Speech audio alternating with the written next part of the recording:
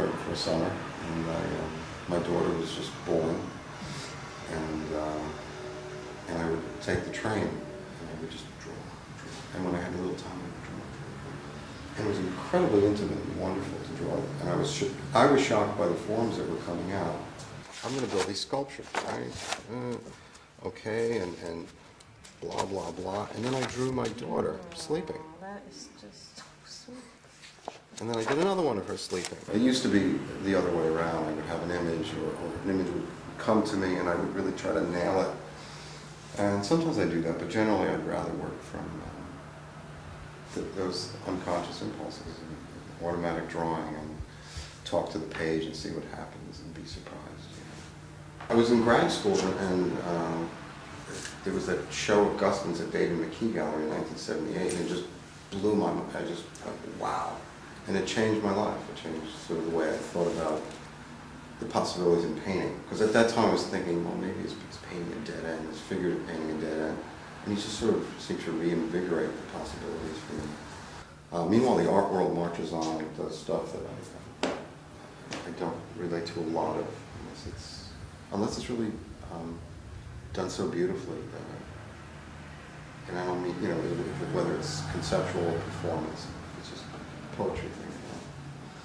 Drawing is this very primitive thing, and it's coming from your gut. It's like your blood, and it's something that the reason I like to draw, in addition to paint, but painting usually you have to stop, and in that stopping, mixing and thinking, or you're stopping something that lacks the continuity that drawing has.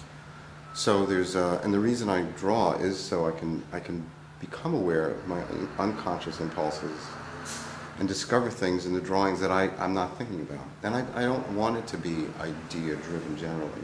I have art that is, but I'm very sick of that. This one is a study for a sculpture, really, and so is that.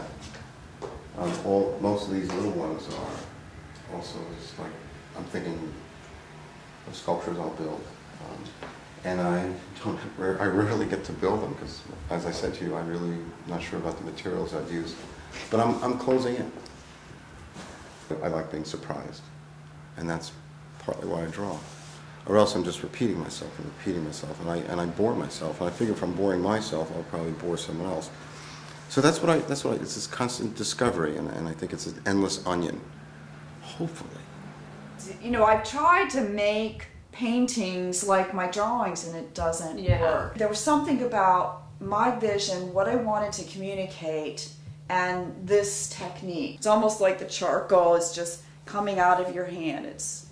You never have to stop and replenish it. It's always there. I knew that it was more potent and powerful than what I could do in paint. We usually think of drawing as this very immediate contact from the mind through to the hand. The charcoal's just coming off the stick or of the hunk, and I can just, it's very uninterrupted. I never thought about that. And I think the grays actually create the separation so that viewers, or even myself, we enter this other world. I mean, I'm setting up another world, an other world. Now, the past 2 years, since about 2005, I've really only drawn.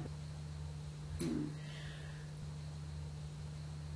have to be so careful. Hold on, just yeah, thanks. Just hang on to it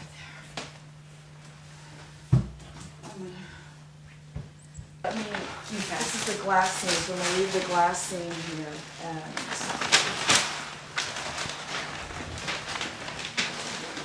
it's a wow thing.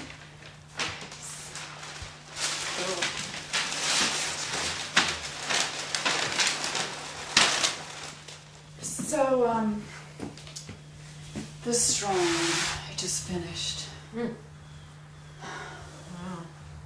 It's forgiving of an inexactness, an event dents the fabric of our space, keeping each of us bound to the surface as we slide down its depression. This drawing I was thinking about warped space, you know, and the effects of gravity because of warped space, but also taking it to the real world and thinking about like a massive event, a large historical event as like denting and having this extreme effect and sort of warping the space or you know, changing our thinking, and it's shifting our emotional makeup within that. So I sort of brought those two ideas together, the physics and the sort of psychological, emotional. You don't know why you're selecting an image. There's just some charge or something about it that you know is right. And I trust that. I trust that selection with my eyes and just make it. So